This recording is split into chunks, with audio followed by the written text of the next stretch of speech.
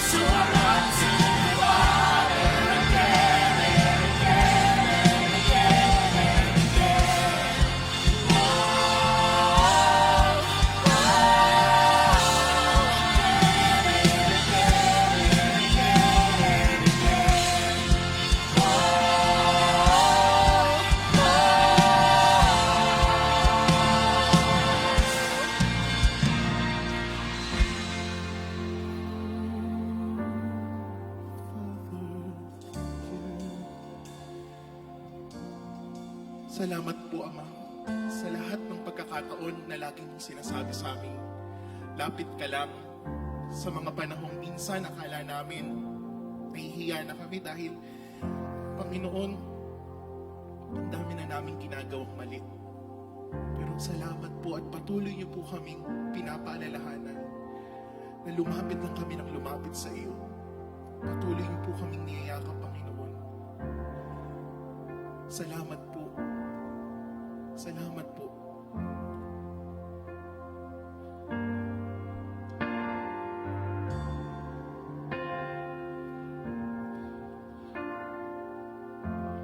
Oh, come to the altar.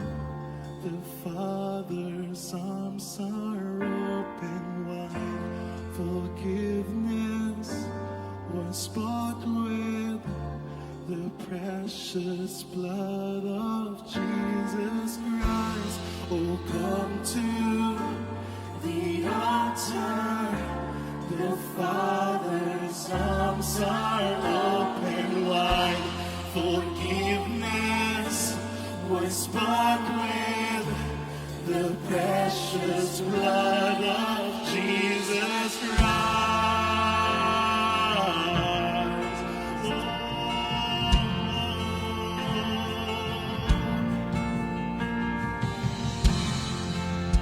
Are you hurted and broken within?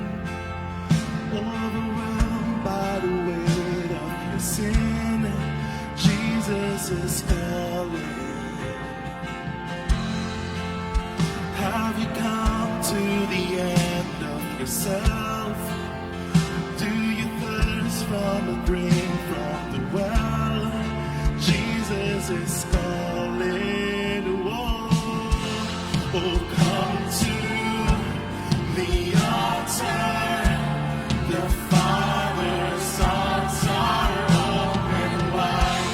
Forgiveness was bought with the precious blood of Jesus. Oh, come to the altar. The Father's arms are open wide. Forgiveness was bought with the precious blood of Jesus Christ.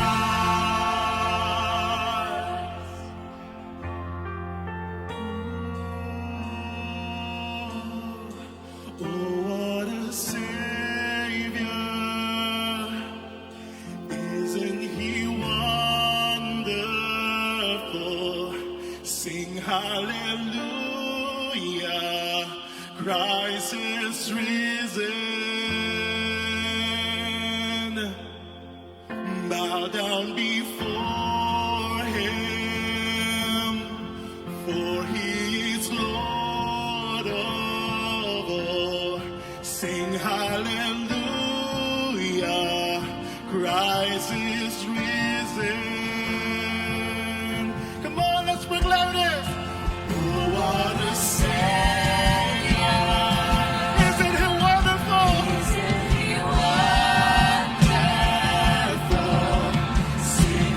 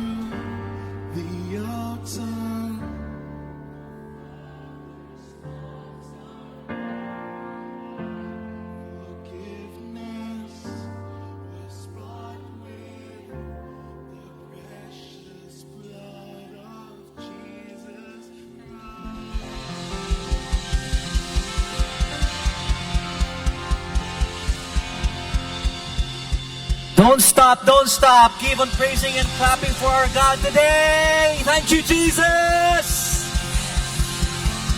Amen, amen. Palakpakan natin ang worship team natin for leading us into worship today.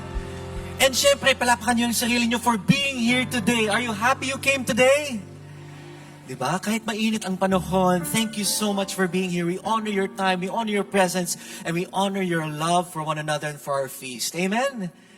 Yan, God is good. Amen? And today, I'm very excited. Excited ba kayo? To receive God's Word? Kasi today we're gonna start. May panibagong serye ulit tayo. And as I was preparing for this talk, it hit me. As I hope and pray, it will hit you too, and the Lord will speak louder you today. That's why let's be excited. Pakitapik yung katabi, tell the person beside you, let's be excited. Let's be excited. Dahil ang serye natin ngayon, ito, ang title ng ating serye is this, Feels. Pakiulit, Feels.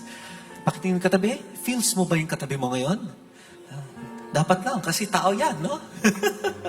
Feels why your emotions matter.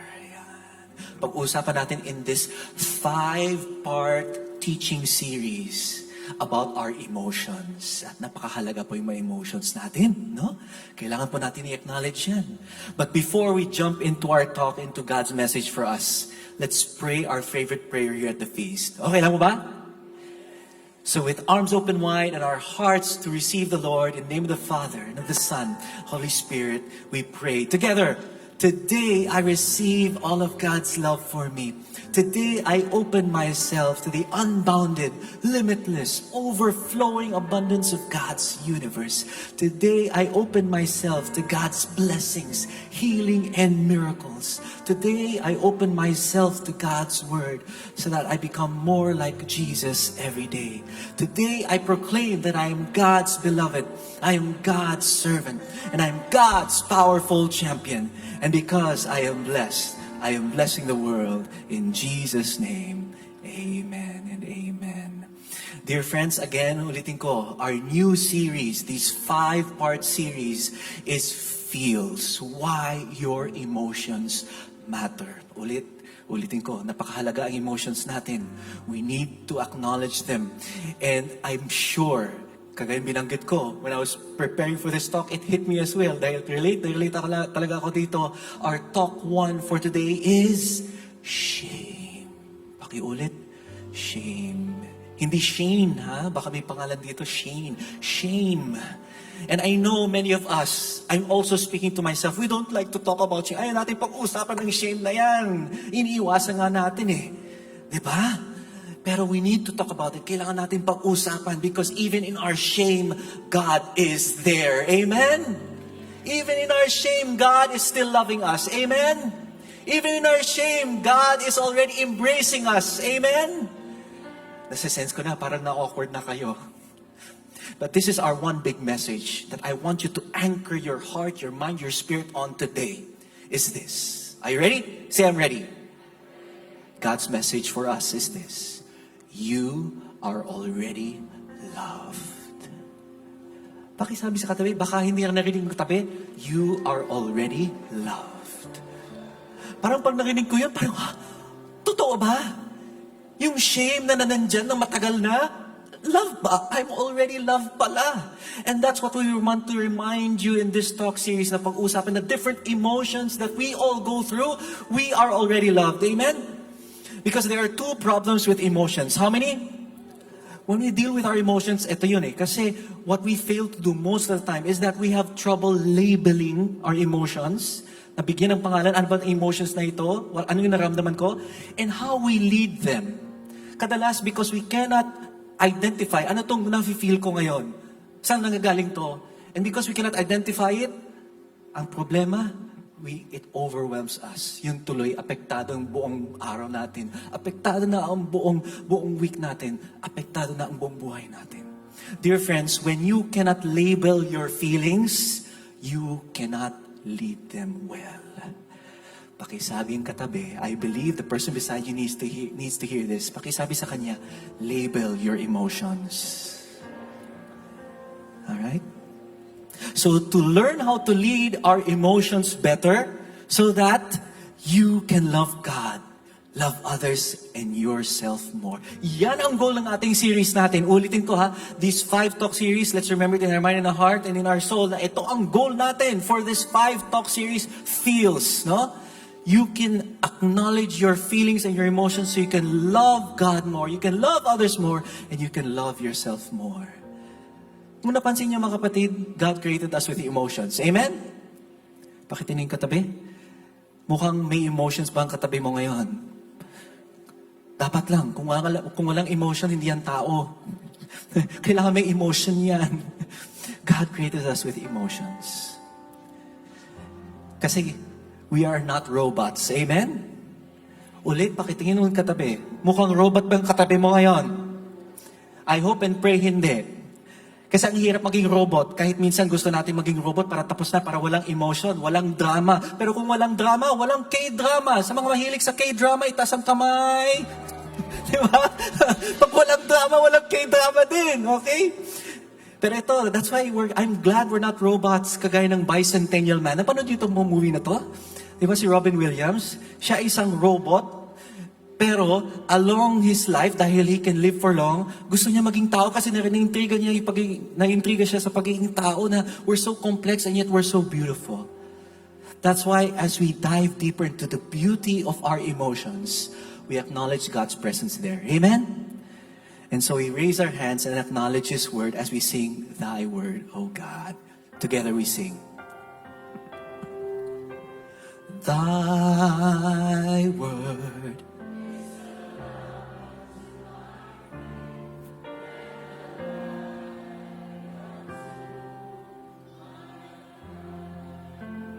Can we give a clap offering to our God? Palapakan natin ng Diyos.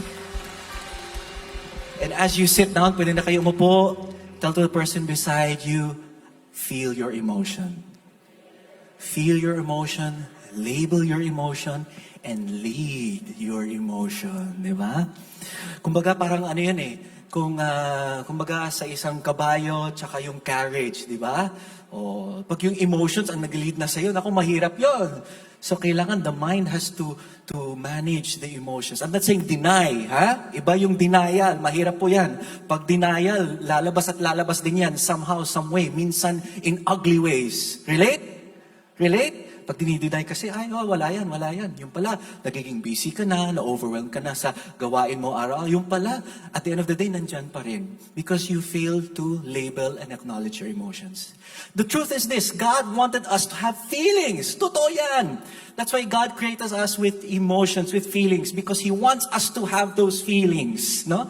Every emotion has an important purpose. Pakiulit, every emotion has an important purpose. Yes, every emotion, even the more difficult ones. Kaya napakahirap at napakasakit na emotions like shame na pag-uusapan natin today.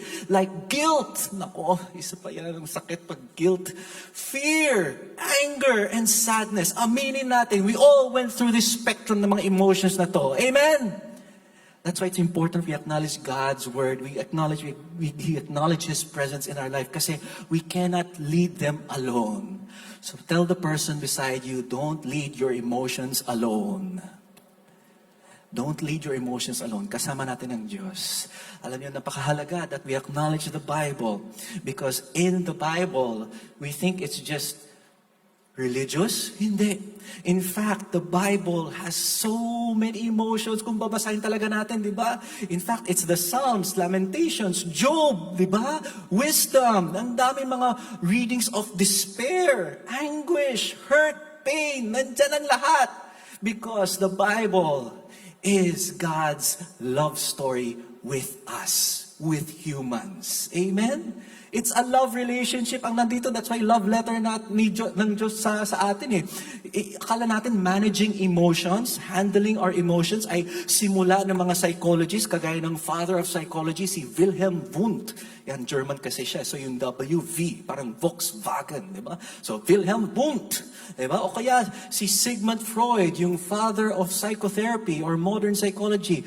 Akala natin sila ang nagsimula. No, they were able to formalize yung mga studies of psychology as a science, pero nasa Biblia na yung mga emotions and how we can lead them, manage them, and handle them. Ito, Book of Psalms pa lang. Akala natin Psalms ay, di ba, binabasa natin responsorial psalm, tuwing misa, di ba?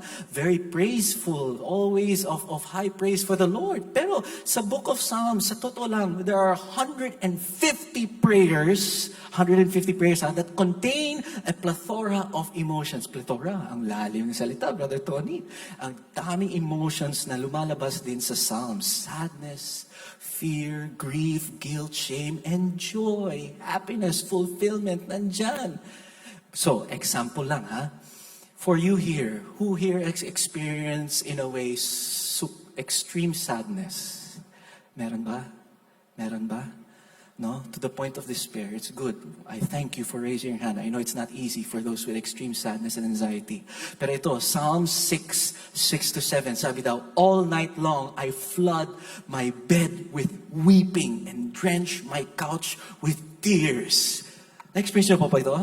Sino dito na-experience ng ganito? Itaas ang kamay, yung totoo. OMG, talaga, di ba? Yung tipong tutulog ka na, pero biglang iiyak ka lang. Na-experience mo ba yun? Saan galing itong emotions na ito? Kinakabahan ako just sharing it, no? It's true. It happens to many of us. And sometimes paggising mo, and I experience this, yung parang may anxiety attacks ka na. Paggising pa lang ng umaga, mo, bakit may anxiety attack ako? That's why in the Laments, may Book of Lamentations pa, Laments, that's why Laments ang pamagat ng Book of Lamentations din, because, and also in the Psalms, because these are prayers coming from intense pain. Pakiulit, intense pain. Intense pain. That's why the lessons of the Psalms, the lesson of the Bible is this. Always bring your most difficult emotions to ulitin ko, to God. Even your most difficult emotions, kahit galit ka na. Even if this person that you love, galit ka na, naiirita ka na sa kanya. Hey, instead of blurting it out on the spot, surrender it to the Lord. Lift it up to the Lord. Ask me why.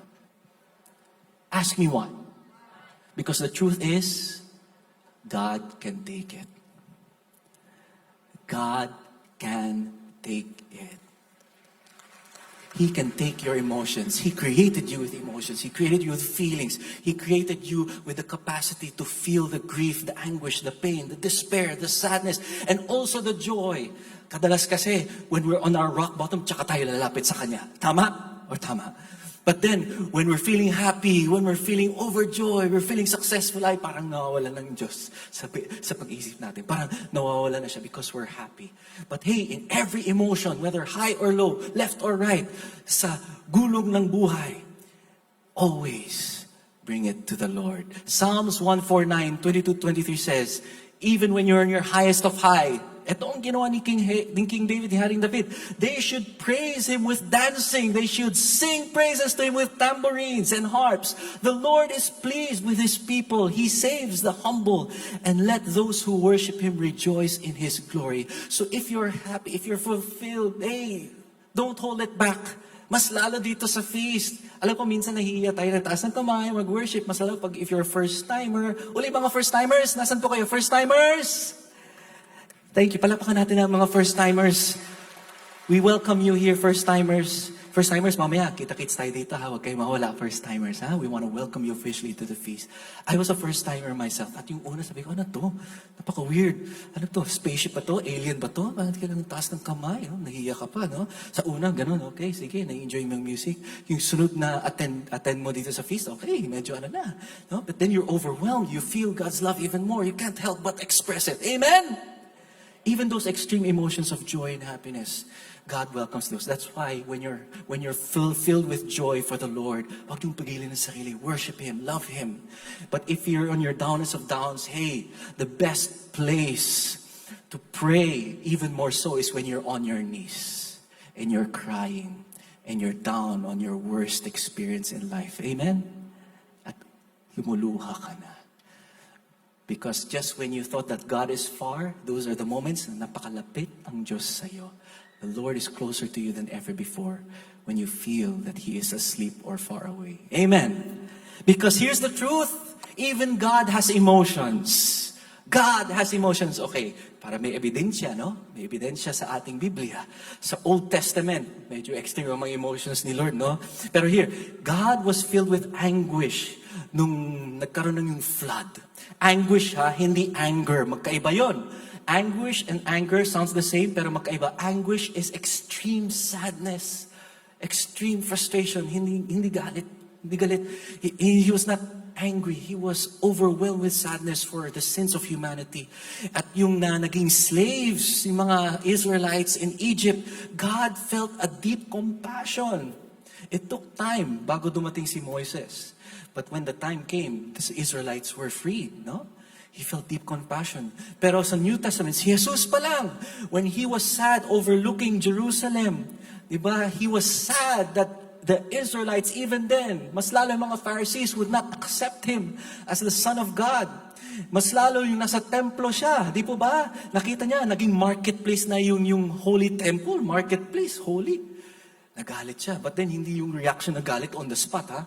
He was really talagang yung rope, yung lubid na binuo niya, it took time because he was feeling his emotions bago niya nailabas. That's what people don't know fully.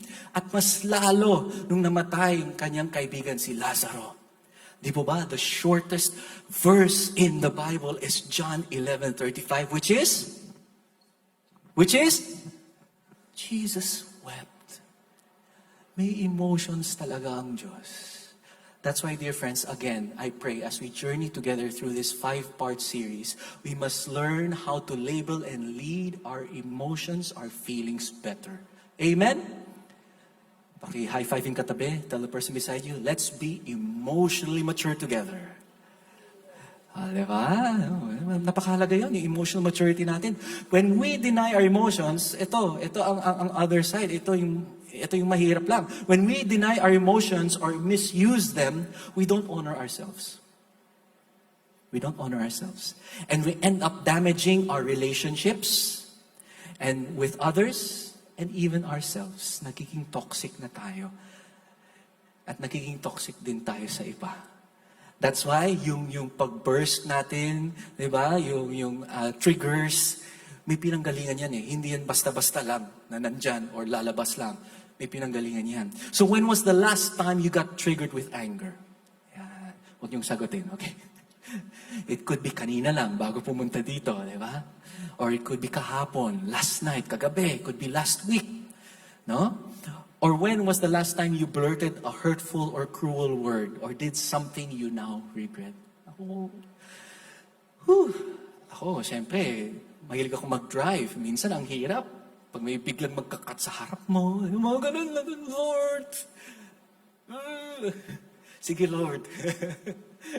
Kasi gusto ko minsan ako lang mag-isa sa kotse kasi pag may nandyan yung misis ko, may kasabay akong servant, ako, ang hirap talagang all smiles na ako, no? Pero all the time, nandyan si Lord. That's what I remember myself. And I always remember this. Ito, naalala ko kasi when I was young, may nangyaring tragedy sa family namin. And I remember yung aking mother, no? I'm thankful to her for her wisdom. May binangkit siyang Chinese proverb sa akin that I will never forget. Sabi daw sa Chinese proverb na ito na sinare sa akin ng aking mother, if you are patient in one moment of anger, you will escape 100 days of sorrow. Totoo ba? Totoo ba? No? Imbes na gusto mo lang ilabas yung galit mo, di ba? Yung pala, after that, you will regret it. When was the last time, on the other hand, ito ang sunod na tanong ko, when was the last time you couldn't express your sadness, your anxiety, your fears, your guilt? Kailangan ba hintayin na makapag-confession bago i-share yung mga emotions na yan? Or can you share to someone, a friend, a light group member, a servant? No? Do you have people in your life na pwede mong i-share yung mga frustrations mo, yung hurts mo? I hope and pray you have. Ako, kahit isa lang na pwede mong tawagan kahit sa gabi. It's important. Because there are two extremes of the emotions, of the spectrum, no? Spectrum of emotions. How many? Two. There is the logical and there is the emotional. Okay? Alright? Because logical people tend to mistrust emotion. Dahil logical. May explanation yan, may dahilan yan. No? You cannot, gusto may solution kagad sa naramdaman mo. No? You want to give an instant answer. No? Kailangan may explanation yan. Di pwede wala. Logical. On the other hand, yung emotional people experience strong feelings that spontaneously drive their words and behavior. No? Usually, ganun tayo. We choose one side or the other. But the point here is, it's not whether logical ka or emotional ka. We're meant to be both. No? Because sa buhay natin, sa totoo lang, general, broad strokes ito but we fall within that spectrum of emotions. No? Somewhere there, nandun na tayo. That's why ang ating series, actually, is based on a book. And this is a very good book if you can get a copy of this. It's called Why Emotions Matter. At ang nagsulat nito ay si Tristan Collins and Jonathan Collins, mag-asawa. And this is good. Why? Because yung si Tristan ay isang therapist, no? And she specializes in traumas. While si Jonathan, nakita ko to kasi siya ay isang co-founder ng Bible Project. If you watch Bible Project on YouTube, napakaganda. They crowdfund for their projects. Gumagawa sila mga animations of the stories and explanations of the Bible. So, napaka-balance ito. There's the scientific, and then there's the faith-based approach. Di ba? So, excited na ba kayo? Excited na ba kayo? Malabel yung mga feelings na yan? And to lead them with the help of the Lord. If that's what you want, say, I'm ready. And now to give our message and our talk today, please welcome Brother Alvin Barcelona.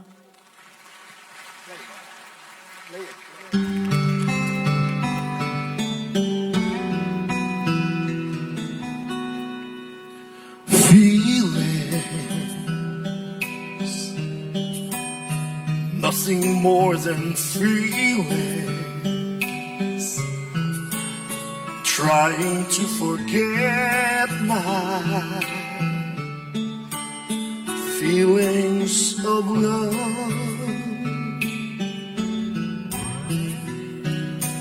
Teardrops rolling down on my face, trying to forget my feelings of love.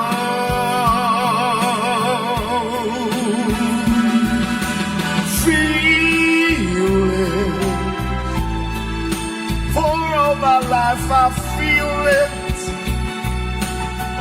I wish I never met you, girl.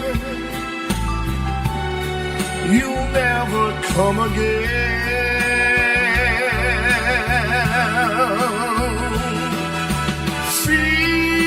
Feelings, whoa, feelings, whoa, feelings, again in my arms.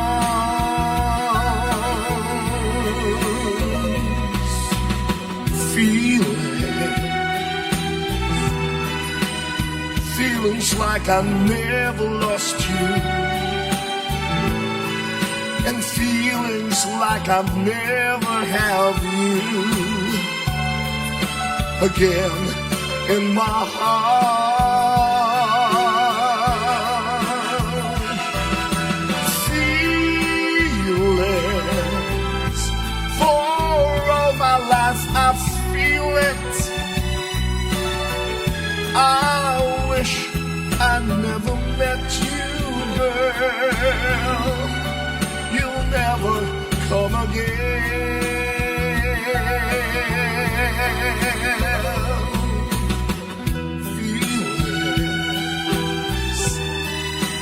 Feelings like I've never lost you, and feelings like I've never have you again in my life.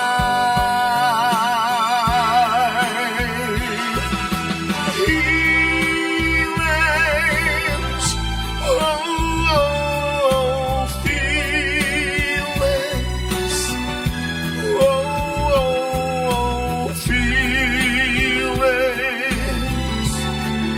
again in my arms.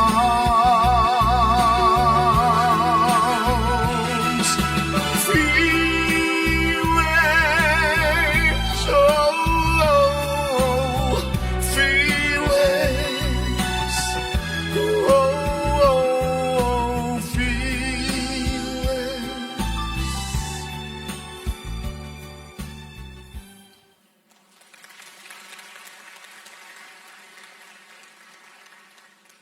Feel nyo pa rin yung song kahit 1976 pa yun, Maurice Albert.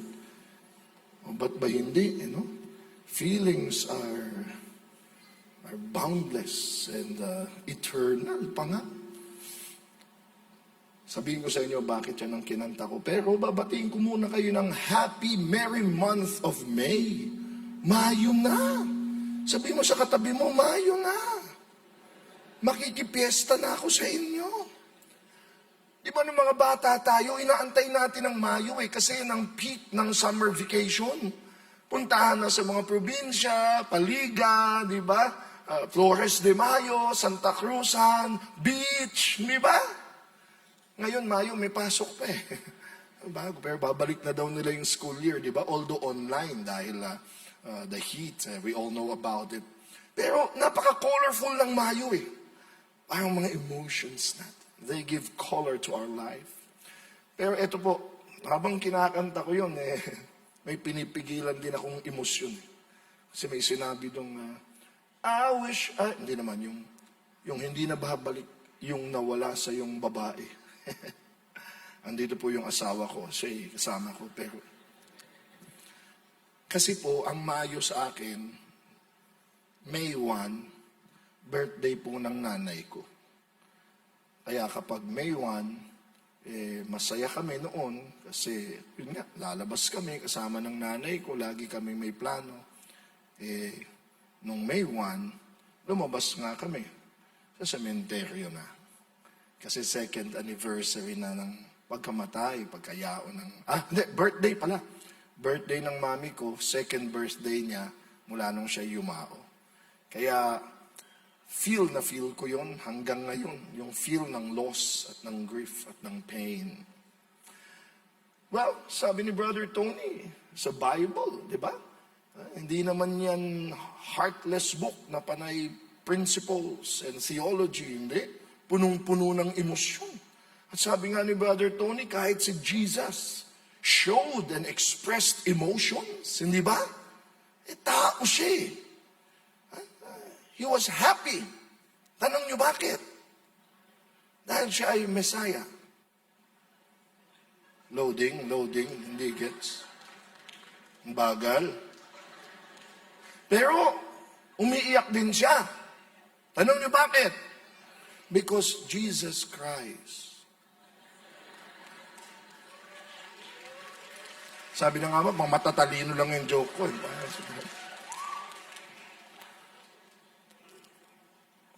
Tama. Kaya kailangan na uli kami magsama ni Brad Pitt. At kung sinundan niyo yung sinabi ni Brother Tony, ang mga emotions po, natutunan natin yan sa psychology, are neither right nor wrong. You've got to acknowledge them and feel your feelings. They're neither right nor wrong. Talagang naramdaman mo eh. Nalulungkot ka talaga eh. Nagagalit ka. Ang saya mo. But wait, mag-ingat ka lang. Kasi how you act on your feelings is what will make it right or wrong. Ika'y magalit, natural yun. Pero dahil nagalit ka, nanapak ka, abay, hindi na natural yun. Kaya babantayan mo yung iyong feelings and emotions. Itong una nating i-identify, yan. You've got to label it because when you name it, you can tame it. I'm feeling of shame. Bakit nagsisimula pa lang tayo dito sa brand new series ng emotions, shame agad. Ay, malalim ang hugot nito. Ano ba yung shame? Shame is the intensely painful feeling of believing that you are flawed and therefore unworthy of acceptance and belonging. Lalim yan. Nahihiya ka sa sarili mo. nahihiya ka sa pagkatao mo, na feeling mo hindi ka nakatanggap-tanggap. Kaya ang dami ngayon ng mga epekto niyan sa iyong mga aksyon. Malalaman natin mamaya, pati physically nagmamanifest yan. Napakalaki po niyan, usapin yan sa mga Pilipino. Sa Tagalog kasi, hiya. O hindi ba? Kaya yung mga salita nating, walang hiya ka. O kaya, mahiya ka naman. O kaya, wag mong bibigyan ng kahihiyan ang pamilya natin. Tayo mga Pilipino, big sa atin yung anong sasabihin ng iba.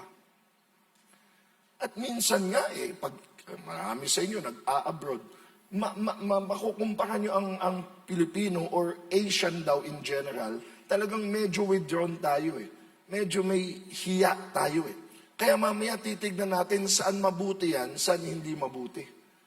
Dahil yung hiya natin baka bumabaybay sa prudence, pero bumabaybay sa false humility.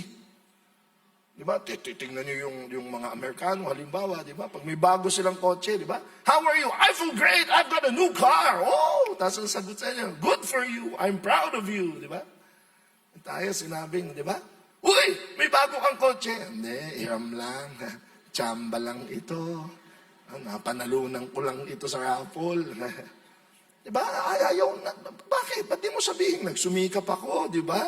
O big gift na. Hindi, nahiya tayo. At lalong-lalo na pagkainan, di ba?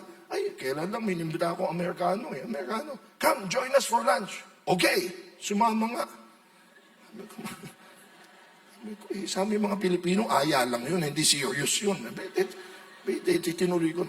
Kasi tayo mga, ay, kain ka! Hindi, busog ako. Diba? Hindi, kain ka! Okay lang. Tapos kumakain ka na, hindi ako pinilit, pambihira, ang sarap mo. Ang hiya natin, gusto natin pinipilit tayo. Tsaka yung hindi tayo makapagsalita, lalo na kung tama at mali na. Sobrang nahihiya tayo, kaya nga may isa pang tawag niyan, kimi. Yung napipipi tayo. Halimbawa, may pila. Di ba may pila? Ay, sa Western countries, pag may sumingit dyan, excuse me, we are all in line here. You must go. Tapos sorry. I thought that I can, I'm in a hurry. But all of us are in a hurry here. They can discuss. And they can express their minds out. I'm sorry. Ganun lang yun. Sa mga Pilipino na masabi yun. Nakapila tayo, tapos may sumingit. Ang kapal ng mukha, sumingit. Tapos pag tumingin yung, okay po, okay lang. Pagtalikod, ang kapal talaga ng mukha. Tingnan mo. Hindi natin masabi diretso. Diba? Pero chichismisan natin. Kaya tignan natin kung yung hiya natin, uulitin ko, out of courtesy, out of prudence or respect, or out of a false humility. Uy, may sinasabi pa nga sila na baka pride nga yun in disguise In fact, baka naman sa Pilipino lang ito patuloy ko pinag-aaralan Pero di ba, malaking usapin ngayon ang physical death, especially when you take your own life. Ano po ibig sabihin nun? Yung mga taong ginagawa yan, hindi tayo nang husga, pero bantayan natin sarili natin. Bakit? Kasi pipiliin pa nila ang physical death over social death. Dahil hindi nila makayanan yung kahihiyan. Nabaon sa utang, or may nangyari sa kanilang relasyon. Tatapusin na lang niya ang buhay niya kaysa sa humarap sa kahihiyan. Kaya sa atin, napakalaking usapin ng hiya. Kasi again nga, ano na lang ang sasabihin ng mga tao? Ang laki sa atin yan. Kaya sabi ko nga, bantayan natin yung hiya kasi baka it's a false humility that may actually be pride in disguise. Very interesting yan kasi ako'y lagi nasa entablado. Again, hindi ko tinatas ang sarili ko na ako'y nasanay ng humarap sa tao. Pero nung nabasa ko ito, sabi, Gabriel, challenging to Yun daw mga nahihiya na humarap sa tao. Sensitive ito pero sabihin ko lang. Baka daw yun nga yung mga mayayabang. Nahiya na nga, mayabang pa. O pride yun Bakit? Bakit sila nahiyang humarap? Kasi baka sila magkamali. At baka sila pagtawanan lang. O baka sila pumiyok. O baka sila makalimot. Ay, wag na. Bakit? Samantalang ako po, halimbawa, ay nung nagsisimula ako, panay ako piyo, hanggang ngayon, kakamali ako, pag uwi ko, okay lang. Okay lang yun. Kung may magtawanan, mali ako sorry. Kaya bantayan natin sarili natin, nahiya tayo mag-volunteer. Sinong tutulong? Uy, huwag ka magtataas ng kamay, ha? Sabihin, maepal ka. Tutulong naman Baka sabihin, mayabang ka. Bakit? Ha? Kaya, mas iniisip pa natin yung sasabihin ng tao kaysa sa tayo mag-grow, tayo tumulong, tayo mag-voluntaryo. Because again, as Brother Tony beautifully laid down, there are no bad emotions. There are only bad ways of managing them. Lalong-lalo na po itong hiya, itong shame. Dahil ulitin ko, tulad din na sinabi ni Brother Tony, emotions are gifts. Binigay sa atin ng Diyos yan As Jesus was fully human, as He was fully divine, tayo ay may pagiging maka-Diyos, pero tayo din ay tao. At binigyan tayo ng mga emosyon at feelings ng Diyos na nakakapagbigay kulay sa ating buhay. Kaya maniwala kahit sa hindi, ang shame, may gift yan sa atin. Ano maaring gift yan? It tells you that something is threatening your identity and needs your attention. Uulitin ko yung shame nakaugat sa nahihiya ako sa sarili ko. Minsan nga, hindi na sa ginawa ko, kundi sa sarili ko na. Kaya tayo mag-ingat tayo sa mga salita natin, lalo sa mga anak natin imbis na sabihin natin, mahiya ka sa ginawa mo, ano sinasabi na? Mahiya ka sa sarili mo. Yung tao na ang nakakahiya. Yung ginawa niya ang nakakahiya, yun ang ituwid. Hindi siya ang nakakahiya. Kaya shame signals that your identity is being threatened. Naku, may hugot po yan sa Genesis. Natutunan namin sa mga Bible nerds natin. Tayo po sa feast ay may mga Bible scholars na tumutulong sa ating mga talks. Isa po dyan, yung anak ni Brother Bo, si Brother Bene. No? Pinag-aaralan nila yan at sinasabi sa amin palagi na halos lahat daw ng usapin bumabalik sa Genesis. And makes sense. Nandoon talaga unang kwento Bakit? Sa Genesis pa lang, sinabi na kung sino ka. Kaya huwag mong kakalimutan yan. At sino ka? God created you in His image. Grabe! Yung palang, titindig ka na ng matikas. And you will be able to face anyone and any problem and any situation. Bakit? Nilikha akong kawangis ng Diyos. Katunayan, sa Genesis pa lang, ginawa akong co-creator, co-ruler, ang taas ng ating dignidad, ng ating imahen. Kaya nangyari, may nagsinungaling sa atin At malalaman nyo, lahat ng ugat ng shame ay naniwala sa isang kasinungalingan. May nagsinungaling kay Adan at kay Eva Yung ahas, yung demonyo, na sinabi, kaya lang naman ayaw pakain sa inyo itong prutas magiging katulad kayo ng Diyos Ayaw niya yun. Ha? Ginawa ka ng kawangis niya katulad ka nga ng Diyos Ang sabi ng demonyo, kainin niyo ito, mamumulat ang mata ninyo.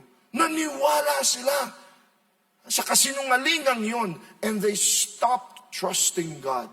Naku, dyan mag-uugat yan. When you stop trusting how God sees you, how God defines you, you take matters into your own hands. Gagawin mo ngayon sa iyong sariling kakayanan to improve your lives. Okay naman yun. But without Him, mahirap. You want to decide for your own life. Diba sounds familiar? Buhay ko ito. Walang makikialam sa akin. Kung ano gusto kong gawin sa buhay ko, akin ito. May katotohanan, pero hindi lubos. Kasi hindi mo naman lubos na sa'yo ang buhay mo. O kaya anong ginawa ni Adan at ni Eva na simbolo nating lahat? Kinain nila yung prutas, sumuway sa Diyos. At ano nangyari? Kaya ito yung hugot natin, bakit shame ang una natin pinag-uusapan. Genesis 3:7. At that moment, their eyes were opened and they suddenly felt shame. Aba, isa pala sa mga unang emosyon ng tao sa Genesis pa lang, ay hiya. Nung kinain nila yung prutas, di ba, bago yun. Wala nga silang mga damit. Again, I don't want to go deeper into this, but these are all symbols. We don't want to debate if this was really true. Was there a real Adam and Eve and they were naked? But these are all telling us a big message. Ibig sabihin, makakaharap sila sa Diyos kung sino sila. Naked. Are you getting the metaphor there? Pero ngayon, bigla sila nahiya, nakahubad sila. So they sewed fig leaves together to cover themselves. Ano kasunod ng hiya? Takip. Tago. You recoil. Tinatakpan mo na ngayon ang sarili mo. Dati, proud ka. Dati makakaharap ka kahit kanino. Bakit? Nilikha ako ng Diyos. Tapos biglang naniwala ka sa kasinungalingan, nahiya ka ngayon.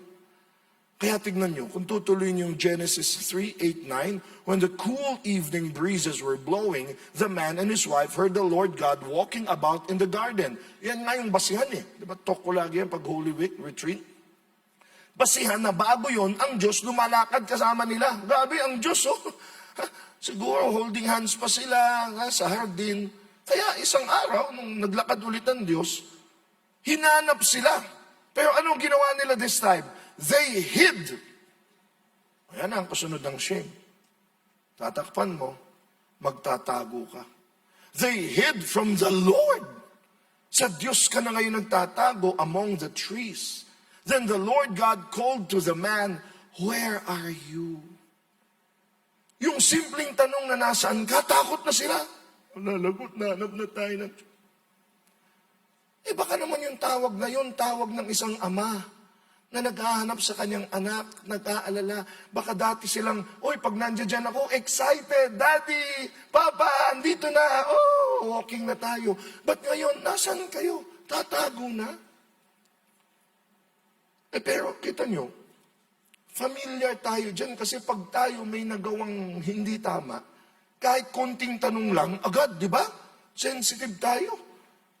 Halimbawa, pag natanong ng asawang lalaki, yung asawa niyang babae, Honey, yung binigay ko pala sa yung pera nung isang linggo, hindi mo na ako pinagkakatiwala, pinagdududahan mo ba ako? Kung gusto mo, ikaw na humawak ng pera. Tinanong ko lang kasi baka kulang, dadagdagan ko nga. Diba, parang init ng ulo mo kapag merong, o kaya yung asawang babae, tinanong lang, tinext yung asawang lalaki, Sweetheart, saan ka na? Aba, tumawag ka na, nagdududa ka na sa akin ngayon, matapos ko mag-overtime, nagpapakamatay ako para sa'yo, tatanong-tanong, nasaan na ako? Honey, papainit ko lang kasi yung ulam mo kung malapit ka na. Minsan yung simpleng tanong na nasaan ka, pag may tinatago ka, pag nahihiya ka, biglang mag-flare up into a string of emotions. Kaya anong sabi ni Adan? Where are you? Tatay na naghahanap sa anak. Anong sagot ni Adan? I heard you walking in the garden. I hid. I was afraid because I was naked. Parang anak din yan. Pagkuhanan ng card. Pag mataas ang grade mo, 99, 98, ay, sarap umuwi. Nasa kanto ko pa lang, Mami! Daddy, grade ko! Honor ako! Ang sarap umuwi. Ay, Pero pag ang grade mo, mga 72, 73, gusto mo na magpaampon sa ibang pamilya. Paano ko uuwi nito? Tapos ang dami mo nang iimbentong kwento. Anak, bigayan niyo ng card. Ay, postpone po, postpone. Hindi na daw bigayan ng card ngayon. Online ngayon eh. Sasanga-sanga na lahat yan. Why? Because at its core, shame is always fueled by a lie. Nagsimula yan sa kasinungalingan tungkol sa'yo na pinaniwalaan mo. Kaya, sabi nga ng mga eksperto, it's 10 times harder to remove self-labels versus labels given by others. Kaya ulit tayo, mga magulang, tayong persons in authority, mga teachers, kahit kami, mga preachers, mag-iingat tayo na sasabihin natin sa mga tao. Pag sinabi natin sa ating mga anak, pag sinabi natin sa ating mga estudyante, bobo ka, tanga ka, wala kang alam, wala kang pag-asa, wala ka na. Sinabi mo sa kanya ng grade 1, 45 years old na siya, inuulit-ulit pa niya yung sarili niya. Ingat tayo. Sinabihan ako nanay ko noon, bobo ko pinanindigan ko na. Sinabihan akong teacher ko noon astig daw ako basagulero daw ko, I will prove her right. Ingat tayo. Ang hirap, wala na yung nagsabi sa'yo. Pero ikaw, inuulit-ulit mo sa sarili mo. Yun daw ang mahirap tanggalin. Ikaw na nag-replay at nag-rewind sa sarili mo. What's the truth? From the very start, God already made you like Himself. Kaya dapat laging babalik at babalik dun Filled with infinite beauty, skill, energy, creativity, holiness. Ilang beses ko nang pinanood sa inyo yung Lion King, hindi ba?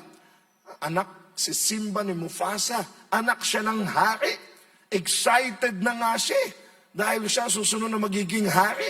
Pakanta-kanta na nga siya ng, oh, I just can't wait to be king, di ba? Kaso nagsinungaling sa kanya yung tito niya, si Scar. Namatay yung tatay niya sa harapan niya, lungkot-lungkot na nun, traumatic na yun. Sinabi pa ni Scar, kasalanan mo. Ba't namatay ang tatay mo? Kasi nililigtas siya dun sa stampede Parang ako lang may alam ng kwento nito. Napanood yun naman, no? Kaya naniwala si Simba, tumakbo na, run and never return. Sinisin niya ang sarili niya. Mamamatay na siya sa disyerto, buti na lang. Natagpuan siya ni Timon at ni Pumba. Kaya lang, naiba na buhay niya. Imbis na siya anak ng hari, ano na siya? Hakuna Matata, no problems. Pero hindi mo tatakasan kung sino ka. Kaya binalikan siya ni Rafiki nung binata na siya, yung unggoy na advisor ng tatay niya. Sinabi, I know who you are.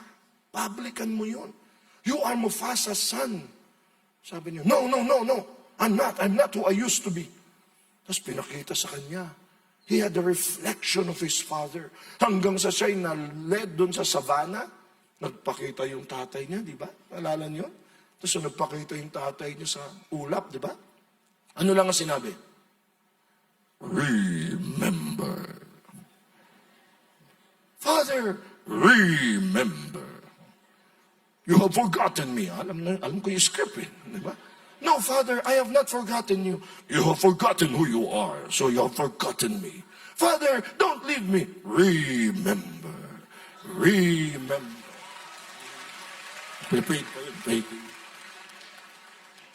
Pag nalimutan mo kung sino ka at naniwala ka sa mga bansag sa'yo na ikay, wala na, baon ka na sa utang. Ikaw, anak ka nang naghiwalay mong ikaw, lasinggero tatay mo. Ikaw, pag dyan ka nabuhay, kasinungalingan yan. Kaya anong pinapaalala ng talk na ito? Tanong niyo ano? Remember. Anak ka ng Diyos. Pero i-qualify natin, Ang shame is different from guilt. Kasi yung guilt, masama din yun pag masyadong matagal. Si Father Bob, lagi niyang sinasabi niyan. Huwag masyadong matagal ang guilt, toxic yan. Pero kailangan natin ang guilt. Bakit? Ang guilt is a signal that what we did was wrong. Konsyensya yan Ang Diyos naglagay siya ng EWD, early warning device sa ating mga puso, sa ating mga isip. Kaya pag ikaw, nangungupit ka sa wallet ng asawa mo, kinakabakabahan ka. Alam mo, mali Pero pag madalas mo nang ginagawa, nasanay ka na, wala nang kakabakaba. May tawag dyan. Deconscientization.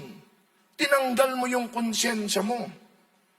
Kaya yung guilt, early warning yan, kabahan ka kasi mali yan, huwag mo ituloy. Mahirap pag nawalan ka ng guilt. Si Hitler and the Nazi regime, they wiped out 6 million Jews. Yung makapatay ka lang ng isang tao, di ba, habang buhay mo nang dadalhin, 6 million? Kung napanood niyo yung Holocaust, sinusunog lang nila na parang mga garbage yung mga tao. And to Hitler, it was okay. He was cleansing the world. May kilala din akong ganyan eh. Pangalan, Thanos. Di ba? Pag ginanon daw niya, hahati ang mundo. Kasi feeling niya, makakatulong siya. Dahil, di ba, masusolve ang maraming problema. Dinikonsensitize mo na yung sarili mo, nawala na yung konsyensya. O kaya ito, this might be hard-hitting. Ikot ako ng ikot ng mga probinsya kasi. Pag ito, ang init-init. O kaya pag umulan. Alam naman natin ang isang cause niyan. Nawala na kasi yung mga puno. Kung nakakalat lang ang mga puno, may mga sasalo lahat yan eh. Nasira talaga yung ecosystem eh. Lalo na pag umulan sa amin sa Mindanao, ang dami mga lugar ngayon na konting ulan, baha, lubog. Dati-dati hindi ganyan. Bakit? Simple, pag tumingin kami, wala nang mga puno. At pag nag-flash flood, at ako'y naipit na kami sa isang flash flood eh. Bawo sa amin, ano ba yun? Sendong. Dito sa atin, nag-undoy. May mga namamatay. Libo namamatay. Bakit? Mauugat mo sa naubos yung mga puno. Sino pumutol? May mga yumaman at sobrang yaman. Ito lang tanong ko yun. Makakatulog ka ba nun? Na yumaman kang pinagpuputol mo yun, tapos ang naging epekto, libo-libo mga namatay? Parang di mo ata. Pero kung nasanay ka na, di ba? Ano lang yan, collateral damage. Collateral damage, mga libo-libo namatay. O kaya, halimbawa, yung, di ba? Totoo yan. Yung mga ayuda, yung mga tulong na dapat doon sa mga biktima ng natural disasters, ng bagyo, ng lindol. Di ba may mga tao pang, imbis na makarating doon, nanakawin pa? Para bang, asa na ba yung konsyensya mo, di ba? Ikamamatay na ng mga tao yan. It's real. May mga tao talagang trinain nila yung mga nilagay na early warning device ng Diyos, pinatay nila para they can just do things na parang wala lang. Kaya, don't get it wrong, but guilt is good. Again, wag lang masyadong matagal. I'm gonna talk about that later on. But initial guilt is good because it makes us run to God so He can repair us. Kaya pag mayroon na tayong gagawin na nakukonsensya tayo, dasal. Ano sinasabi ng Diyos sa akin dito? Konsulta sa mga tao na maaring mailagay ka sa tama at sa tuwid. Dahil pag yan ipinagpatuloy mo, sinabi na sa iyo ng guilt feelings mo na huwag o umiwas, pinagpatuloy mo yan, baka yun mag-lead sa shame. And again, shame can be good if you're repairing what's threatening your identity, but it can also be your prison. Sabihin yung lahat, prison. Kaya nga, inuna ko yung kultura ng Pinoy na mahiyain eh. Again, pwedeng mabuti, pero pwede rin buong buhay natin, mahiyain tayo, nakalipas na ang maraming mga oportunidad na dapat lumago ka, natuto ka, umunlad ang buhay mo dahil lang sa hiya. Nakatulong ka sa tao, nakapagpakain ka marami, nakapag-volunteer ka, dahil lang sa hiya, pinalagpas mo. Prison mo na yan. And there are 4 prisons of shame. How many? Number 1, obsessive perfectionism. Bakit naging shame yan? Ay, maglilid sa shame talaga yan. Ang mga tao pong perfectionist, gusto nila lahat ng ginagawa nila, perfect. Mahirap. Kailangan lahat ng ginagawa natin, excellent. Sabihin niyo, excellent. Ay, kusaya natin. Hindi ba pwedeng sloppy work?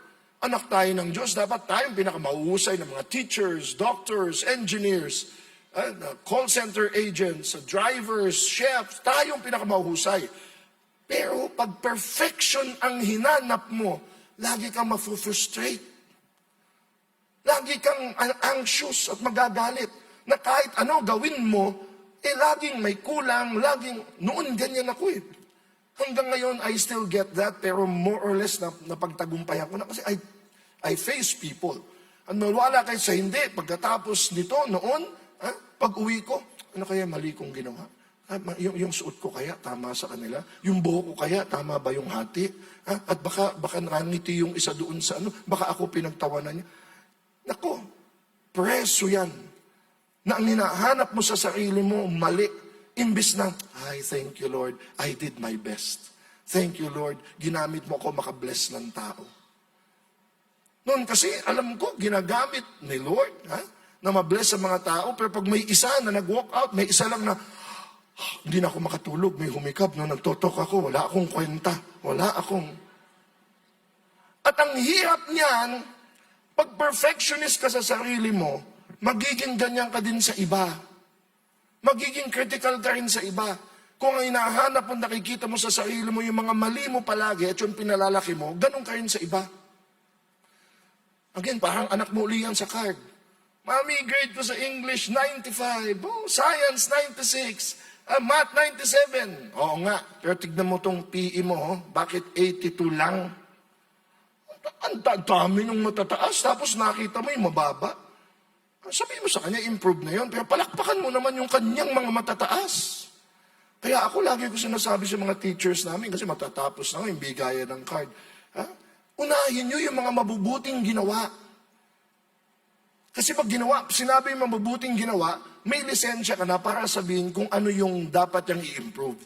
Pero umpisa pa lang, sinabi mo na, yung anak niyo po madaldal, yung anak niyo po bagsak, minsan na lang nga pumunta yung magulang, tapos pag-upo niya, yung anak niyo walang pag-asa.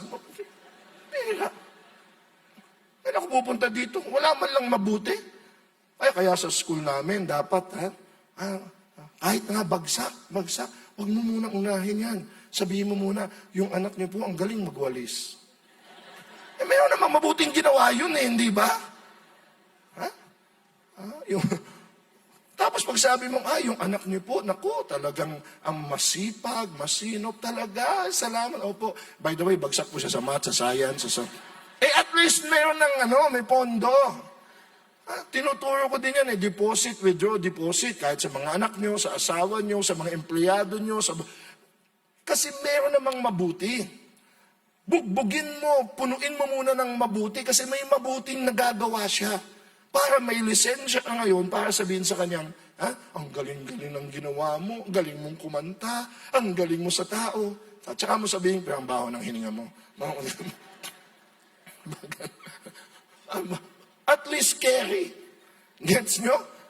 Kaya perfectionism may be a prison for you and you are imprisoning others too. Which will lead to shame. Ang susunod yan, magiging shame-based identity. Ang pagkatao mo. Ano yung shame-based identity? Yan na. Yung buong buhay mo, hiya. Shame becomes a problematic mindset. Ano po yan? Yan yung mga sinasabi kong, kaya lagi kong pinapaalala, nadinig yun na ito, pero sasabihin ko ulit. Sabihin yung lahat ito, I may have failed, but I am not a failure.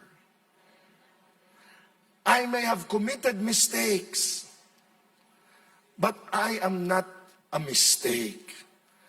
Kaya malaking pagkakaiba yun May ginawa siguro ako nakakahiya. Kakahiya naman talaga Pero hindi ka kahiyahiyang tao. Kaya hiyain mo siguro yung ginawa niya or yun ang sabihin mo na ayusin niya, pero wag yung tao. Alam niyo, pag nabuhay ka sa hiya, ang daming manifestation niyan. May mapakita ko sa inyo litrato. Unaan niyo sino yan. Ako po yan. Cute ko, no? Nagtataka sa, ano nangyari? Pero nung tinitingnan ko po yung litrato ko, wala na akong litrato ng bata ako Kaya pag may mga nagpo-post na, Alvin, ikaw to, mga kamag-anak ko, treasure sa akin yan. Alam niyo, may problema po akong isa hanggang ngayon dala-dala ko Tanong niyo ano? Yung posture ko. Halos 6-footer po ako Pero lagi ako napansin nyo. Kaya kahit pag nagpapakuha sa akin litrato, pag tinitignan ko, lagi sinasabi, ba't hindi ako tumayo ng lagi ako? Kahit pag umaharap ako sa mga tao, kasama ko sa brother boss, sa brother room, lagi ako nakagano. Lali ko yun. Tapos nakita ko, nung bata pa pala ako, nakaganyan na ako. Tapos inugat ko. Kung bakit kaya? Is it just my posture? Dapat talaga i-train ko sarili ko, posture ko. Hanggang sa nabasa ko, minsan daw nagmamanifest kahit sa ating itsura, yung mga traumas natin. Kaya yung libro, sabi ni Brother Tony, ang emotions are rooted on traumas. Alam niyo kung bakit? Bata pa lang ako na naghiwalay yung mga magulang ko eh. Ngayon, parang normal na lang yan. Pero nung bata po ako, nung naghiwalay ang magulang ko, yun yung mga panahon na pag naghiwalay ang magulang mo, tinatago ka. Lalo na't daddy ko politiko, mami ko teacher. Nung naghiwalay sila, dinala ako sa probinsya para hindi pag-usapan. Skandalo yun eh. At nang dumating ako sa probinsya namin, mayabang nga ako, galing ako Maynila. Di ba, nung unang panahon, pag galing ka ng Maynila, pinag-usapan, uy, si Alvin, oh, galing Maynila yan. Pero alam niyo naman, sa probinsya, alam ng buong barangay ang kwento ng bawat isa. Kaya, uy, si Alvin, oo, yan yung anak ng naghiwalay na magulang. Tapos yung iba dinidiretso ako, tandang-tanda ko yun. Grade 4 lang ako nun. Oh, ikaw yung hiwalay ang magulang, no? Sino ng, yung tatay mo ba ng babae? Yung nanay mo ng lalaki? Naku, kawawa. Binansagan ako. Ito, totoo to ha. High school na ako, gusto ko maging pare. Naging preacher na nga siguro ako, nag-philosophy pa nga ako. Gusto ko maging pare. In fact, nag-apply na ako ng seminaryo. Pero that was also a time, hindi ko alam kung tama o mali, pero noon, bawal daw maging pare yung mga anak ng mga hiwalay ang magulang. At least doon sa mga pinapasukan ko. Kaya parang label, di ba? Na parang trauma sa akin na hiwalay magulang. Iwanan ako ng mga magulang. Kaya siguro lang, o baka naman palusot ko lang yun na dapat I stand straight. Pero totoo yun eh. Yung mga tao halimbawa, hindi lahat pero yung sinasabi yan sa libro na hindi makatingin ng diretsyo. Naging parang may iniiwasan. Yung iba nga parang nanginginig pa. Yung iba nga parang pinagpapawisan pa. Ay, totoo yan sa mga taong halimbawang, lalo na dito sa atin, stigma din ang utang. Napagdaanan ko din yun. Nadinig niyo marahil yung kwento ng misis ko nung Grand Easter. Kami ay naloko. Pero dito sa atin, grabe po. Kaya una sa lahat, iwasan sana nating mangutang. Pero kung di natin maiwasan, tayo ay magbayad. At kung di tayo makabayad, humarap tayo sa pinagkakautangan natin at makipag-usap. Tama po? Pero sa mga pinagkakautangan, kung nagbabayad naman ito, huwag nating hinihiya. Kaya relate po ako doon sa yung mga Facebook. Tapos sinasabi, itong taong ito, naku, pinapatay mo yan. Social death yan. Yung mga pinagpiestahan ka, na ikaw nangutang ka na para bang dapat silya elektrika ka na. Kaya yung mga taong ganyan, takot lumabas. At mabubuhay sa kasinungalingan. Pag may kumakatok, anak, sabi mo, wala ako. Kaya, andyan ba nanay mo? Sabi po ng nanay ko, wala daw siya. Diba yung mga ganyan? Mabubuhay ka, bakit? Hiniya ka eh. Kaya gusto mo magtago, ayaw mo lumabas ng kwarto. Nakaka-relate po ako dyan. Tapos nagmamanifest. Nagmamanifest na takot ka na sa tao. Iniisip mo ngayon, nag-uusap-usap siya. Ako pinag-uusapan niyang mga yan. Pinag-uusapan niya. Nagiging paranoid tayo. Yung mga kaibigan kundi ako tinulungan. Yung mga mag-anak kundi ako tinulungan. Pupunta yan sa prison 3. The blaming habit. Kaya ako naghiwalay ang magulang ko, nagka-problema ko sa finances, sarili kong pamilya, sa mami ko at mga kapatid ko. Nung kami ay nagka-problema din. Ang isang default niyan, magturo. Manisi. In fact, Genesis pa lang, yan ang talagang nangyari, di ba? Kaya nga sinabi nga, kita nyo, lahat bumabalik sa Genesis. That's why it represents us, our story. Na pag ikaw nag-guilty, na pag ikaw nag-lead sa shame, takbo ka kay Lord. Hindi tabo. At pag umarap ka sa Kanya, amin, hindi turo. Diba ano sabi ni Lord? Adan, ba't ka nahihiya? Bakit ka nagtatago? Kinain mo ba yung prutas sa Ano ang sagot ni Adan? Yung babae. Yung binigay mo sa akin. Kasalanan pa ng Diyos, binigyan sa babae. At sinabi ng Diyos, Eva, binigyan mo nga ba si Eva? Yung ahas, turuan. At yung ahas, walang maituro, walang kamay. Sasagot na lang ng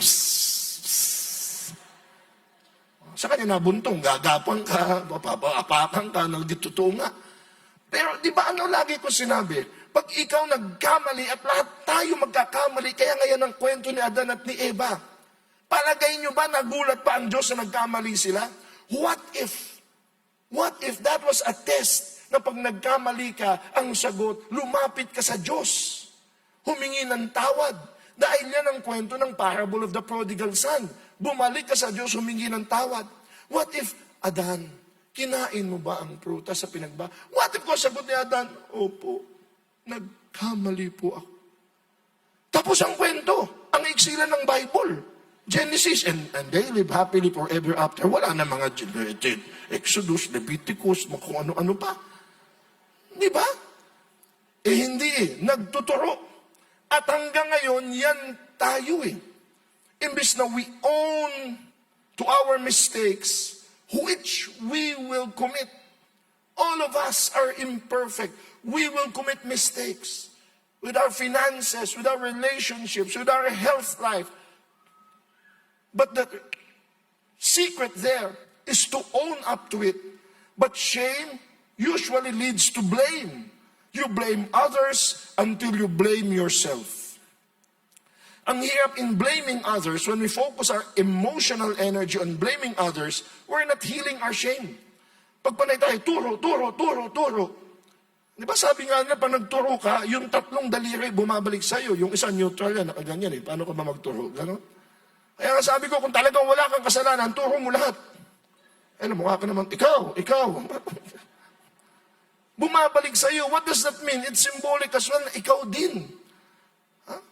Kaya kung nagkamali ang misis mo, kung nagkamali ang mga anak mo, turo ka din sarili mo. Teka, baka ikaw, mayroon ka din pagkukulang, kaya nangyari yun. Kaya imbis na ubusin mong oras mo sa pagtuturo, mula sa magulang mo, mula sa mga teachers mo, mula sa mga kapitbahay mo, you take ownership, and that's where healing begins. Lalong-lalo na if you keep on blaming yourself. Again, maganda yung reflection na kamali ako. Pag nagkamali ka, kumpisal ka, hingi ka ng tawad, you expose yourself to the truth and then be healed. Rise up. Hindi yung i-replay mo ng i-replay in an endless loop. Because self-blame is repeating in our heads, mali ako, masama ako, mali ako. Habang buhay, biniblame mo sarili mo, sayang. Tandaan nyo, hindi ikaw yan. Ikaw ay mahusay, ikaw ay mabuti, ikaw ay mahal ng Diyos. Kaya kung babalik ka dyan, imbis na i-replay mong pagkakamali ka, maitutuwid mo ka agad. Which brings you to the 4th prison pag hindi mo nagamot, the poison of isolation. Kaya tingnan yung mga kwento natin, kung tayo ay nagkamali na hindi natin minanage ng maigi. Yung hiya natin, magiging tago. Mag-isolate. Ayaw na natin kumausap sa tao. Ayaw natin kumausap kahit sa pamilya. Well, ito naman ang una kong sasabihin sa inyo. Sa una, iintindihin natin yun. Iintindihin natin. Tama si Tony kanina, huwag ka agad husga.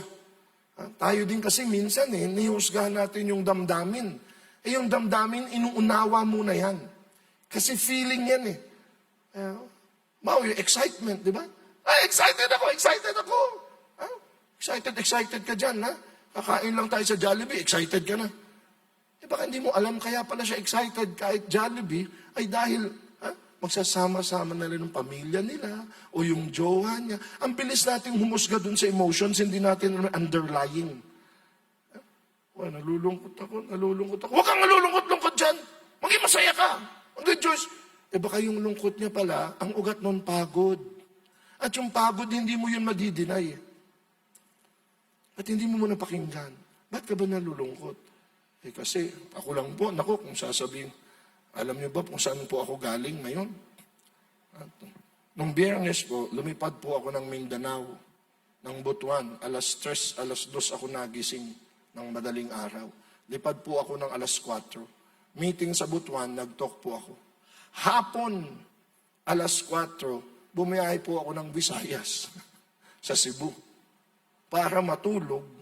Dahil kinabukasan madaling araw, Iloilo po ako. para sa ating grand Easter, grand feast doon, expand na naging napakamatagumpay sa Iloilo. Tapos kaninang umaga po, madaling araw akong gumising para po dumiretso dito. Umuwi lang ako sandali para magbihis. Pumunta ako dito. In short, pagod na pagod po ako. Pero sinasabi ko sa sarili ko, yung emotion ko ng pagod, walang kinalaman sa emotion ko ng joy na ako'y magpakita sa inyo dito. Kaya takbo ako eh. Pero kung may nakakapansin po sa akin, di ba, I get that eh. Brother Alvin, yung preaching mo po, talagang na-bless kami. Pero bakit parang mukhang haggard ka? Parang wala kang tulog. Sabi ko, mali po kayo. Hindi po parang wala talaga akong tulog. Kaya pagpasensyahan niyo po, yun ay katotohanan. Kaya minsan po, again, bago natin husgahan yung emosyon, bago natin husgahan yung kanyang di makatingin, nagtatago, pinagpapawisan, baka may dinadala. Yun muna na ang tindihin natin. Ang init, ang pagod, it's real. Ba't ang init ng ulo mo? Ay, ang init nga eh. May epekto yan eh. Hindi ba? O kaya yung mga magulang natin na hindi natin alam, mainitin ang ulo, yung pala may dinaramdam na. Pag may sakit yan, talagang mag-iinit ang ulo. Ay, si mami talaga, ang hirap kausap. Ay, si daddy, hindi mo alam, baka meron ng iniinda sa puso, sa lungs, sa mga balikat. So we understand people. But again, how do we heal this? We understand, but then we move forward to how do we deal with this? And how do we heal this? Ito po yung sagot. Let shame, after of course we do everything, ayaw din natin ang hina-hyper-spiritualize lahat. Pag ikaw nalulungkot, takbo kay Lord. Totoo naman. Pero okay pong pumunta sa psychiatrist. Okay pumunta sa counselor. Okay pumunta sa isang pare o preacher or mentor. Hindi po lahat ay, baka sakit ang ulo ko kay Lord. May utang ako kay Lord. Nag-aaway kami kay Lord. Totoo kay Lord lahat, pero dapat gawin niyo muna yung dapat gawin, humanly possible. Are you getting me? Minum ka gamot, bayad ka, mag-usap kayo, and then kay Lord. Pero ang bottom line, kay Lord din talaga. Kasi kahit gawin mo lahat ng gagawin mo, without Him, hindi yan fully mahihil. Kaya let shame be your signal to go back to God and your safe friends. Kami pong mag-asawa, bandang huli, sa lahat ng mga pinagdaanan namin, iisa ang palagi namin naging sagot. Tanong niyo po ano? Yung magbukas ng aming sarili sa isa't isa. Kasi bandang huli, kung kayo yung mga mag-asawa, kayo din dalawa makakasolusyon yan. Whether it's finances, whether it's health, whether it's in the family or relationships. Ako po, ang dami ko mga sablay. Kahiyahiya po ang mga naging sablay ko. Pero ang una kong healing ay kapag ino-open ko sa aking asawa. Magagalit siya. Kahiya-hiya ginawa ko eh. Tatanggapin mo yun. Pero pagkatapos nun, healing begins. Lalo na kung tungkol sa pera, dapat pinag-uusapan. Hindi tinatago yan. O sa sakit, hindi dinidibdib mo, tapos saka mo sasabihin, huli na. Kaya ang isang sagot dyan, empathy. Ano yung empathy? Hanap ka ng tao na tatanggapin ka at maramdaman ang nararamdaman mo. It may be your spouse, it may be your mom. Kaya ako namimiss ko din mami ko eh. Di ba usually yung mami ang go-to person natin na tatanggapin ka kahit ano pa nangyari sa'yo. Pagagalitan ka niyan, pero bandang huli, anak ka pa rin yan. Di ba kaya tayong lahat, di ba? Pag talagang hirap na tayo, lungkot na lungkot, mama, kung buhay lang siya. Di ba? Pero kung kayo may mga asawa na, o kahit sa inyong mga anak, or sa isang best friend, or dito sa ating feast, may mga LGs tayo. Kaya very soon, aanyayahan namin kayo, gumawa kayo ng isang light group kung saan you can be, quote-unquote, naked. Huwag nyo kami literal, Kaya na ibig sabihin ng naked Ibig sabihin, pwede mong ibukas ang kahit sino ka na mauunawaan ka. Hindi ka tsismisan, hindi ka husgahan, hindi ka tatawanan, hindi ka ididiin. kundi pakikinggan ka, uunawain, at tutulungan kang makabangon. Hanap ka ng ganyan. Meron yan. Yung mga iniisip po na dead end na sa buhay nila, nakalimutan lang lapitan ng isang taong maaring yakapin sila. Maaring maunawaan sila. Kami po na nagka-problema kahit sa finances, alala lang namin bumalik sa mga tao o taong tutulungan kami. Maghanap ka nun. Empathy. When we expose our shame to God and others. Mahirap pong dalhin pag ikaw lang eh. Pero pag meron kang pinagbuksan niya na dalawa kayo, sa una maaari magalit, magdiskusyon, pero hawak kamay kayo, diyan magsisimula ang healing. You receive empathy from God, others, and ourselves. And we start healing. Tumayo po tayong lahat. Ulitin ko po, ang isang default ng healing of shame is to remember that you are already loved, that you are already accepted, you are celebrated and blessed in the first place. Kaya nga gustong-gusto ko yung verse at awiting, sinong makakapaghiwalay sa pag-ibig ng Diyos sa iyo? Hindi ang sakit, hindi ang kasalanan, hindi ang taba. Kaya kahit ano pa nangyari, balik ka sa Diyos. Sabi kasi sa Isaiah 49:16, I have written your name on the palm of my hand. Hindi ka na mabubura sa Diyos. Kahit ano pa ang gawin mo, mahal ka niya. Kailangan mo lang sabihin, Lord, kailangan kita.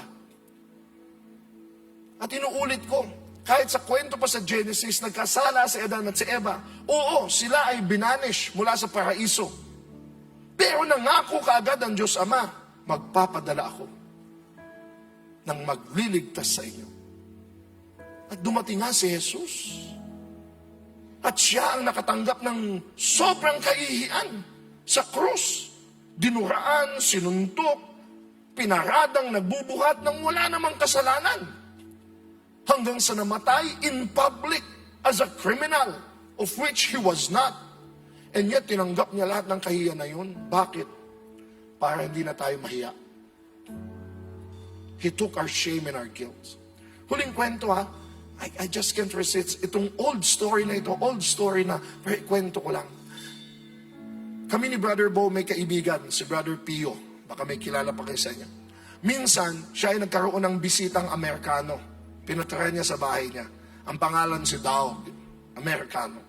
Tapos ang nililinis na kinabukasan ni Pio yung kwarto ni Dog, nakita niya yung relo ni Dog nasa basurahan. So kinuha ni Pio, Dog must have dropped this. Nahulog niya sa basurahan. So he ran to Dog who was at the kitchen probably. Dog, your watch! You dropped your watch! Sabi ni Dog, oh no, Pio, I didn't drop it. I threw it. What? You threw your watch? Tinapon niya. Why did you throw it? Natawa si Dog. Didn't you look at it? It's destroyed. It doesn't work anymore. It's broken. Tinanga ni Pio, hindi nga umaandar. Sasabihin sa ni Pio, ba't di mo pagawa? Kaya lang inunahan na siya ni Dog. Sabi niya, Pio, you seem to be very interested in my broken watch. If you want it, it's yours. Mine! Pinoy pa kahit sira, di ba? Thank you! Kinuha ni Pio. Si Pio preacher. Charismatic pa. Pumunta din sa likod. Pray over niya yung relo. In Jesus' name, mabuhay ka, ma'am. Totoo, inalog-alog niya. Baka winisik-wisikan pa niya ng tubig. Umandar yung relo! Umandar! Kaya balik siya kay Dog. Totoo to, ang kwento ko. Sabi, Dog, your watch, it's working now. It's working. Ang mga Amerikano, pag binigay na, wala nang bawian. Good for you, Pio. It's yours now. Really? I have a working watch. Thank you. Kinabukasan nakita sila ni Bo. Sabi niya, Bo, tignan mo, may bago akong relo. Sabi ni Bo, ganda niya na. Magkano bili mo niyan? Binigay sa akin ng bisita ko, Amerikano. Akala sira. Tinapon niya. Abay, nung binigay niya sa akin, inalug-alug ko, dinasalan ko, winisikan ko pa ang tubig. Umandar! Tawanan sila. Galing, sabi ni Bo. As your Brother Bo, always seeing the hand of God in these little things. Sabi ni Brother Bo, ang galing. Mabuti na lang si Lord, hindi utak Amerikano. Utak Pilipino siya.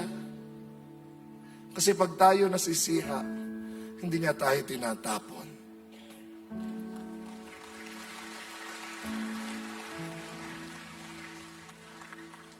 At kung tayo man ay nasiha at tinapon tayo ng mundo sa kahihiyan, kahit pa ng mga kaibigan natin, mga kamag-anak, binasura tayo, ang Diyos, pupulutin niya tayo. Aalog-alugin. Dadasalan. At gaganang ka ulit. Bago ka ulit.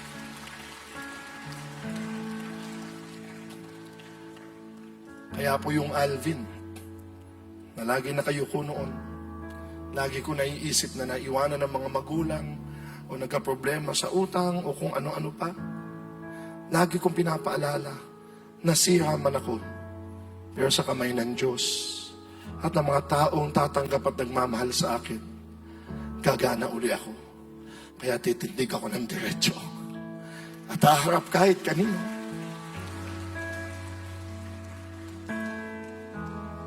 Because God loves me. I am loved. And my shame and my guilt is gone by His love. And that is my default feelings. God's love for me. Come, let us worship our God, whose love is endless.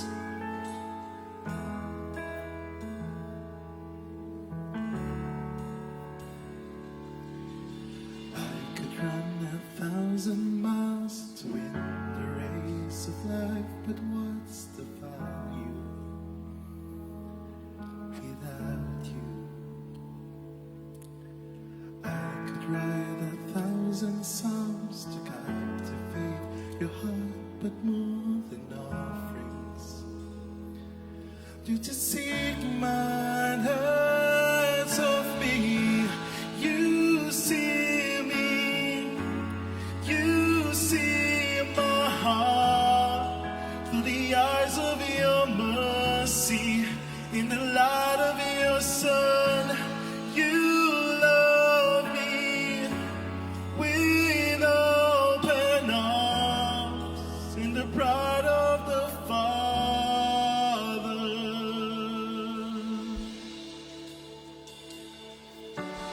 I was once a prodigal, burdened by my shame, till you came running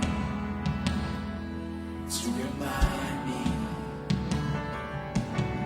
love is unconditional, and in your eyes I'm worthy of forgiveness. What was lost is now redeemed. You see me, you see my heart through the eyes of your mercy, in the light of your Son. You love me with open arms,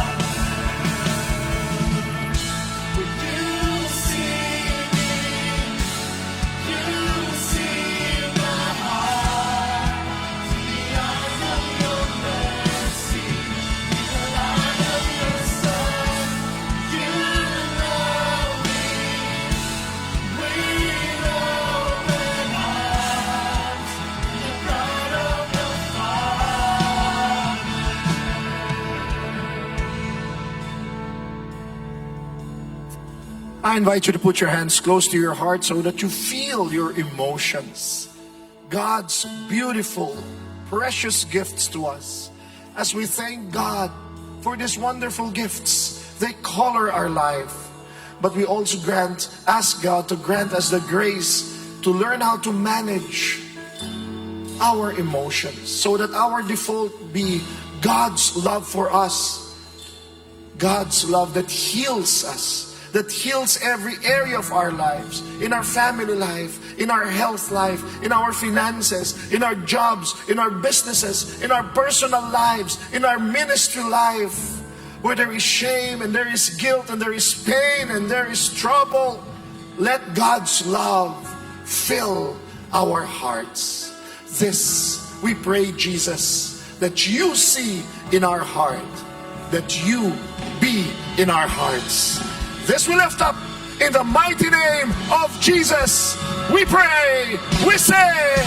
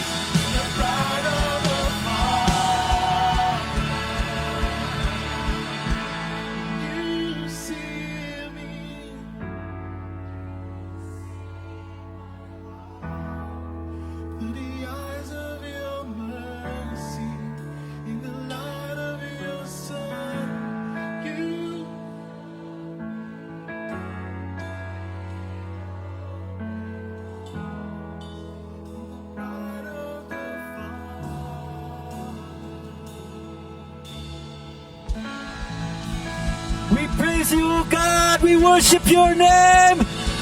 We welcome your presence today. Thank you, Jesus. Shout it up with me. Thank you, Jesus. God, where you see me. Say with me, God, you see me. God, you see my heart today. Amen. Whoo! Pakisabi sa katabi, God is good. Talagang it liberates us to acknowledge our feelings, to label them, but more so to let God lead our feelings, our emotions with us. Amen! Palakpakan natin ng Diyos. We want to welcome once again mga first-timers. Only first-timers in the house!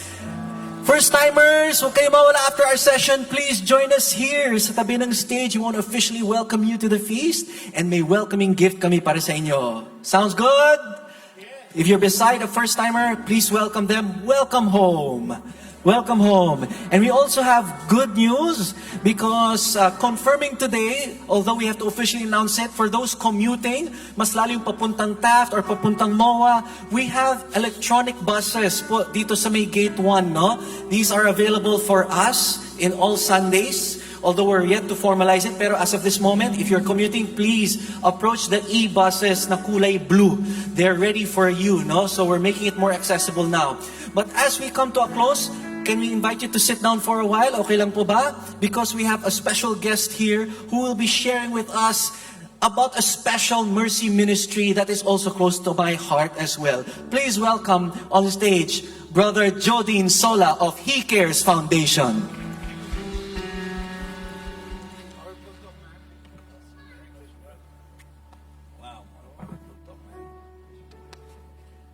Okay, thank you. Sobra akong blessed sa talk ni Alvin. Malapit nang matulog doon, pero talagang pinilit ko gumising because I think I need a powerful wisdom from our big brother. So thank you so much. I just want to report.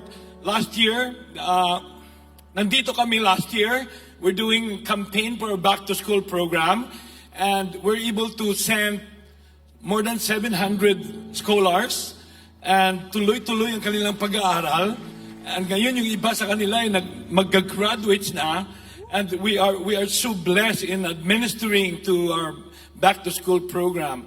So ngayon patapos na naman yung taon, so we are here again to do campaign. We are preparing 800 scholars. We're gonna help 800 scholars. We have Hikers Bacolod, we have Hikers Bulacan, we have Hikers Rizal. So please, thank you. Help us to help our Filipino children. Let us help them para magkaroon sila ng magandang kinabukasan. We are so serious in our mission in dealing with the poorest of the poor. So with you, we believe that we can help them. So visit our table outside. Puntahan nyo kami. If God is telling you to sponsor a child, just talk to us outside. And if you have spare money, just contribute kahit gaano kaliit, gaano kalaki. Then we also need your prayers para sa mga kabataan na sinusupport ng Hikers. So maraming salamat uli. And we're gonna be here again next week. Binigyan uli kami ni Odi ng chance to connect 2 weeks of campaign. And thank you so much. God bless you all. Thank you. Thank you, man. Thank you, Ninong Joe Dinsola, and we continue to support our Mercy Ministries at isa ang Hikers Foundation for Street Children. Ang ganda, lumalaki na ang Hikers mission, no? So dear friends, let's reach out and we thank you for your generosity in advance.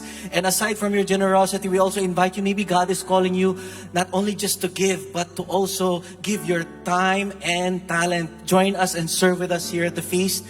May mga sign-up tables po tayo din sa labas. If you want to serve with us, join us in the kitchen kung saan tayo nagsaserve behind the scenes with the feast. Sounds good? Uli, may invite you to stand up. And are you ready to worship God one more time? Uli, can we thank Brother Alvin? Palakpan natin si Brother Alvin. Galing pa Iloilo si Brother Alvin. Thank you, He brother. made it here today. God, Thank you, brother. God bless you. Wonderful talk. Thank you so much, brother. At dahil dyan, siguradong merong magandang mangyayari sa inyo. See you next Sunday. Close. See you next time.